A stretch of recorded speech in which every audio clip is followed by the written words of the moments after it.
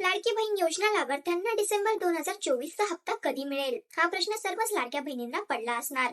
चला तर मग आज या व्हिडिओच्या माध्यमातून जाणून घेऊया. लाडकी बहीण योजनेतील 16 लाख अर्जांची छाननी होणार आहे.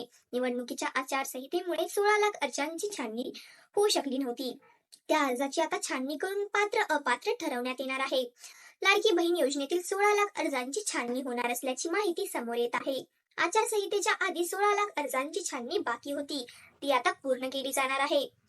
या 16 लाख अर्जांपैकी पात्र अपात्र ठरून लाभ दिला जाणार आहे. आतापर्यंत राज्यातील 2,34,00,000 लाभार्थ्यांना लाडकी बहीण योजनेचा फायदा मिळाला होता. यात 16 लाख अर्जांची छान झाल्यानंतर पुन्हा एकदा संख्या वाढणार आहे. निवडणूक काळात प्रशासक व्यस्त असल्याने या 16 लाख अर्जांची छाननी बाकी होती, त्यामुळे त्यांना लाभ मिळाला नव्हता. आता या सर्व अर्जांची छाननी करून या लाभार्थ्यांना लाभ दिला जाणार आहे.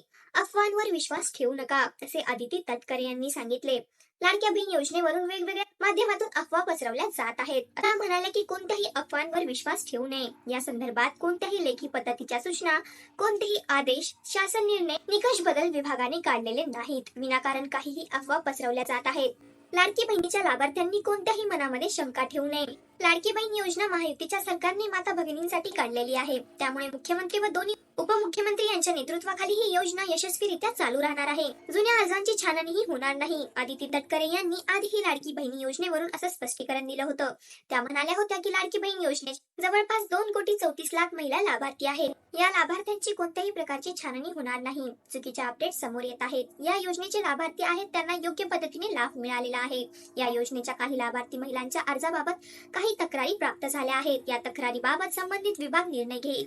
पण सध्या तरी अर्जाच्या छाननीबाबत कोणताही निर्णय झालेला नाही.